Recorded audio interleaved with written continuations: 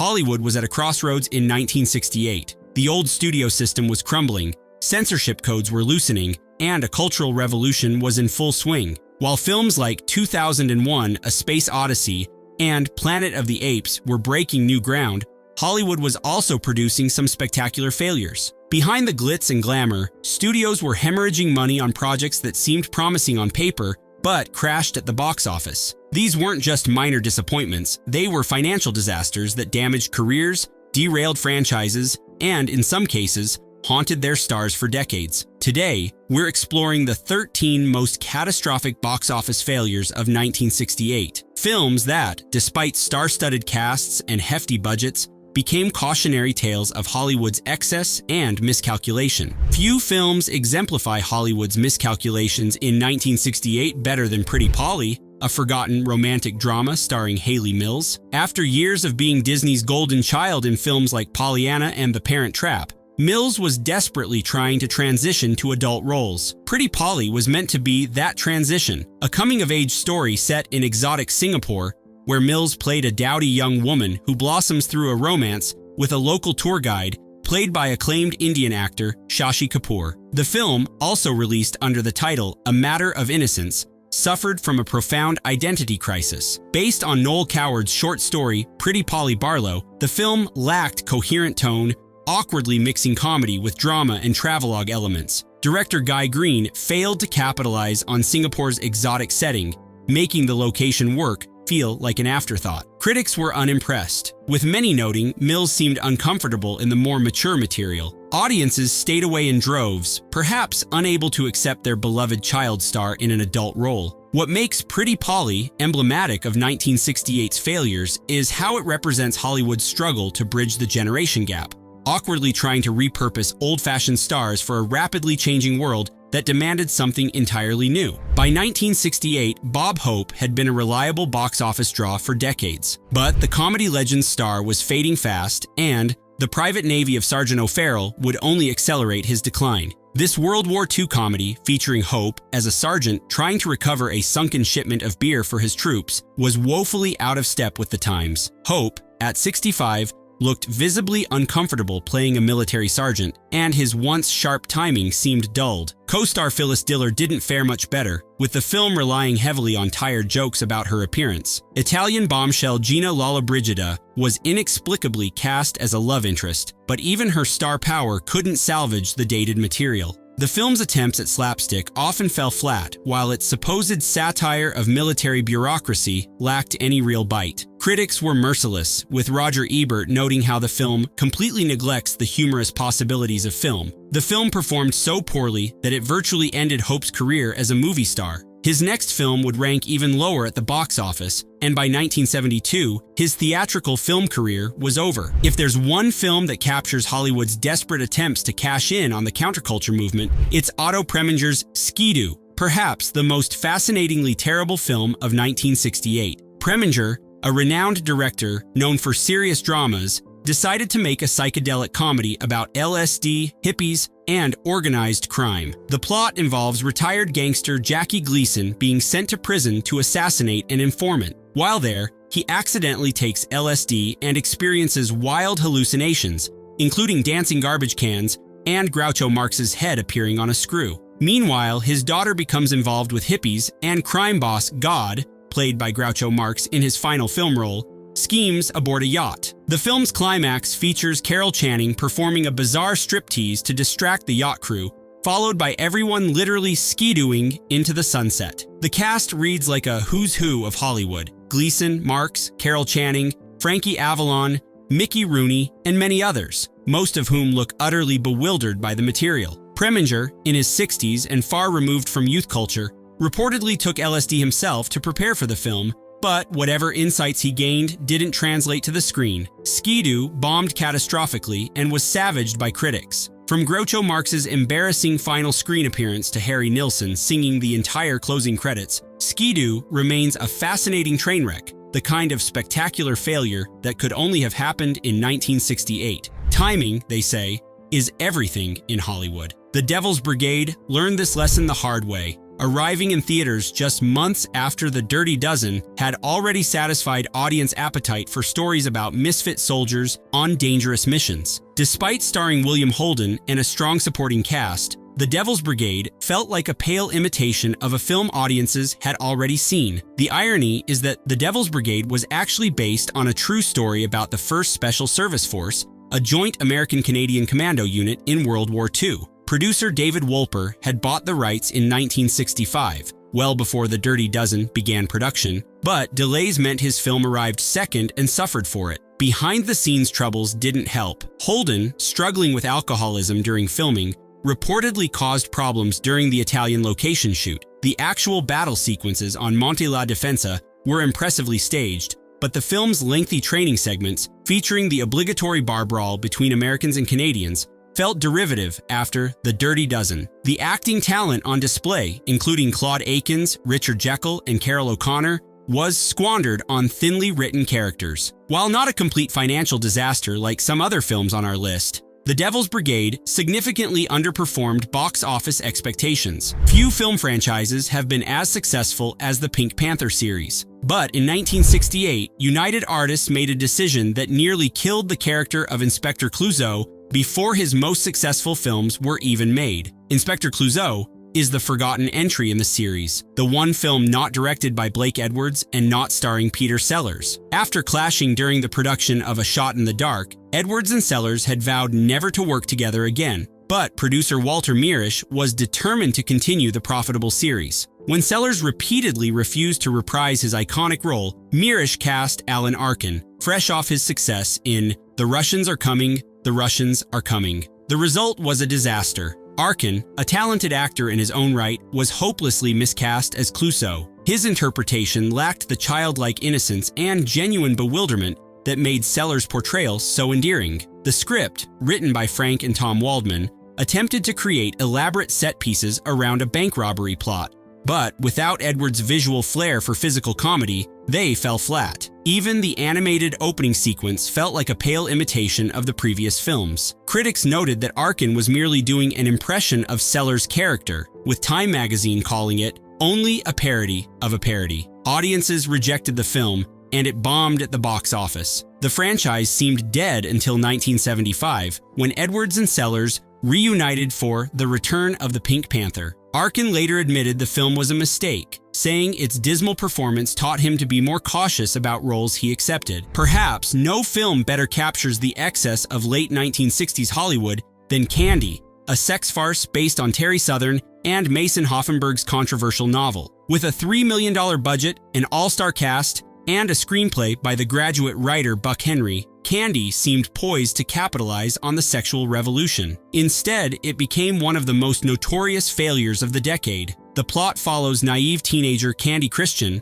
played by former Miss Teen Sweden Ewa Olin, as she encounters a series of older men who attempt to seduce her. These men were played by some of Hollywood's biggest stars: Marlon Brando as a guru with a bizarre accent and pet toucan, Richard Burton as a poet who constantly has wind blowing through his hair regardless of location, Walter Matthau as a military general with peculiar fetishes, and James Coburn as a surgeon with a god complex. The film even featured Ringo Starr as a Mexican gardener in an embarrassingly stereotypical role. Despite the impressive cast, Candy was critically savaged. While it did manage to gross $7.3 million in North America, its excessive costs, including over $1 million paid in participation fees to its stars, meant it barely broke even. Many of its stars later expressed regret. Brando reportedly called it the worst film he ever made. Woody Allen supposedly quipped that if he had his life to live over again, he'd do everything the same, except see Candy.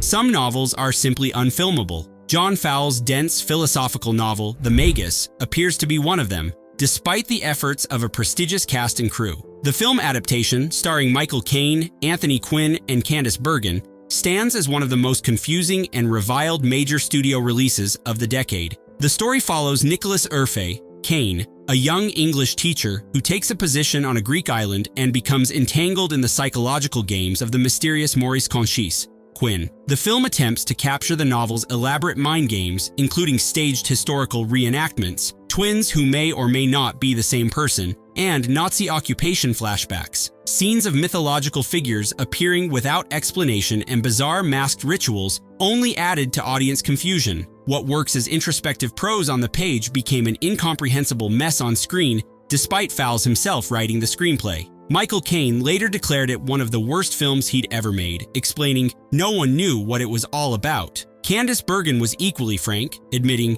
"I didn't know what to do, and nobody told me. I couldn't put together the semblance of a performance." Even Fowles himself called the adaptation a disaster all the way down the line. Critics were merciless and audiences stayed away. The film became infamous for its impenetrability, with Woody Allen reportedly joking that if he had his life to live over, he would do everything exactly the same, except watch the Magus. In an era of countercultural rebellion, MGM made a curious choice, investing millions in The Shoes of the Fisherman, an epic drama about a Russian archbishop becoming pope during a global crisis. Despite its prestigious cast led by Anthony Quinn, Laurence Olivier, and John Gielgud, the film represents one of the studio's biggest miscalculations. The production was lavish. Producer George England secured unprecedented access to film inside Vatican replicas. The costumes alone, including authentic ecclesiastical garments, cost a fortune. The budget reportedly reached $11 million, astronomical for 1968. While the film's Cold War themes were timely, its reverential approach to religious institutions felt jarringly out of step with 1968's youth-driven, authority-questioning zeitgeist. Young audiences had little interest in the internal politics of the Catholic Church. The film's central conflict about a potential China-Soviet war and global famine felt contrived, while the subplot involving a troubled novelist, played by David Janssen, never connected to the main narrative. Even the usually reliable Quinn seemed uncomfortable in papal robes, unable to bring genuine spiritual gravitas to the role. Critics acknowledged the film's impressive scale, but found it slow-moving and ponderous. Audiences largely stayed away, making it one of the year's most expensive failures. In 1968, Warner Brothers made what seemed like a safe bet, adapting the hit Broadway musical Finian's Rainbow with Fred Astaire in one of the lead roles. They even secured a young, promising director named Francis Ford Coppola. What could possibly go wrong? As it turned out, almost everything. Finian's Rainbow arrived at precisely the wrong cultural moment. The film's whimsical story about an Irish immigrant who steals a leprechaun's gold felt hopelessly out of touch with the turbulent realities of 1968 America. The production itself was troubled. Warner Brothers insisted on filming on studio backlots rather than on location, giving the film an artificial quality that Coppola fought against. The director, fresh from film school and eager to apply French New Wave techniques, clashed with the studio's traditional approach. At 69, Astaire was simply too old for the dancing demanded by his role. Tommy Steele's performance as the leprechaun Og veered into cartoonish territory, while Petula Clark, despite her lovely singing voice, couldn't match Astaire's grace. The 145-minute runtime felt bloated, and the musical numbers seemed to belong to a bygone era. Critics were mixed but generally unenthusiastic, and audiences largely ignored the film. For Coppola, it was a frustrating early Hollywood experience, though he would later credit the film with teaching him valuable lessons that he would apply to The Godfather. On paper, Bandolero had everything going for it. A rugged Western starring the powerhouse combination of James Stewart, Dean Martin, and Raquel Welch. Direction by reliable veteran Andrew V. McLaglen. Sweeping Texas and Mexico locations. A respectable budget from 20th Century Fox. Yet, despite these advantages, Bandolero ended up as one of 1968's underperformers. By 1968, audience tastes in Westerns had evolved dramatically. The same year saw the release of Once Upon a Time in the West and Butch Cassidy and the Sundance Kid, films that reinvented the genre with more complex characters and moral ambiguity. In comparison, Bandolero felt stale. Stewart and Martin, both in their 50s and 60s, seemed to be playing characters written for younger men. The film's central premise, Martin's gang robbing a bank and Stewart impersonating a hangman to save his brother, lacked originality. The production suffered from obvious soundstage work interspersed with location shooting,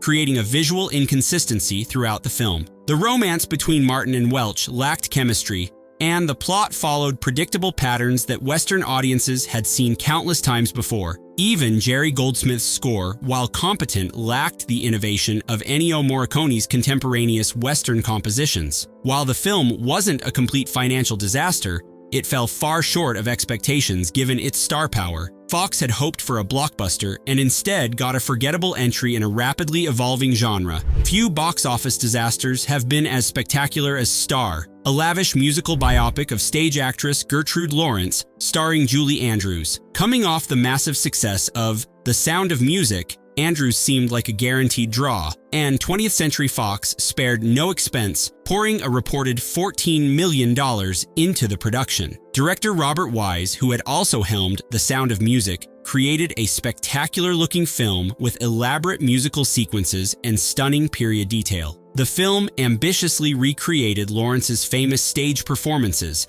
requiring Andrews to master complex dance routines and multiple singing styles. The supporting cast included Daniel Massey as Noel Coward, earning the film's only Oscar nomination, and Richard Crenna as Lawrence's romantic interest. With a runtime of nearly 3 hours, Star was positioned as a prestigious roadshow attraction, but audiences stayed away in droves. The film earned only $4 million at the box office, making it one of the biggest financial failures in Fox's history. Critics were mixed, with many praising Andrews' performance but finding the film overlong and lacking emotional depth. Fox's desperate attempts to salvage the film speak volumes. The studio actually pulled Star from release, cut 20 minutes from its runtime, and re-released it under a new title. Those were the happy times. This unprecedented move didn't help. Audiences still ignored it. The failure of Star marked the beginning of the end for big-budget Hollywood musicals and contributed to a financial crisis at Fox. For Andrews, it was the start of a career decline after her meteoric rise. When you combine Elizabeth Taylor and Richard Burton, then Hollywood's most famous couple, with legendary playwright Tennessee Williams, expectations run high. But Boom managed to spectacularly underdeliver on its promise, becoming one of the most notorious critical and commercial failures of 1968. Based on Williams' experimental play, The Milk Train Doesn't Stop Here Anymore, the film featured Taylor as a terminally ill, wealthy woman living on a private island, and Burton as a mysterious poet known as the Angel of Death. Noel Coward also appeared as a character known as the Witch of Capri, delivering absurd dialogue with theatrical flourish. The film's style veered toward camp, with Taylor sporting outlandish headpieces and Burton wandering around in a curious mesh shirt. Directed by Joseph Luzzi, Boom was filmed in lavish Mediterranean locations and featured opulent costumes and sets. Universal Studios clearly hoped for another Who's Afraid of Virginia Woolf style prestige picture. What they got instead was an incoherent, pretentious mess. Williams' poetic dialogue, which worked on stage,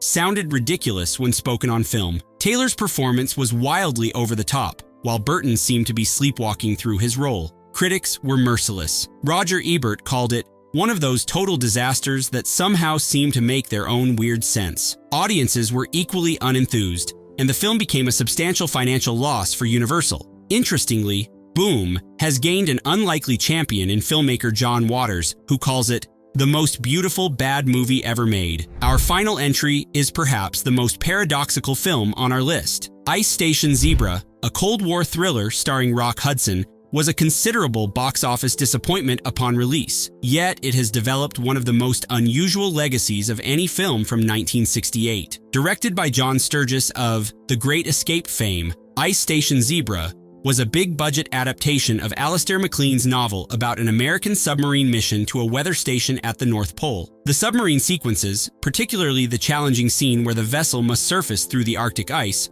were technically impressive. The international cast included Patrick McGoohan as a mysterious British agent, Ernest Borgnine as a Russian defector, and Jim Brown as a tough Marine captain. The film's Cold War espionage plot involved a race against Soviets to recover a satellite's film canister, supposedly based on real events. The film featured impressive production values that earned an Oscar nomination. But the production was troubled. The script underwent multiple rewrites and the shooting schedule extended to 7 months. The budget ballooned to over $8 million.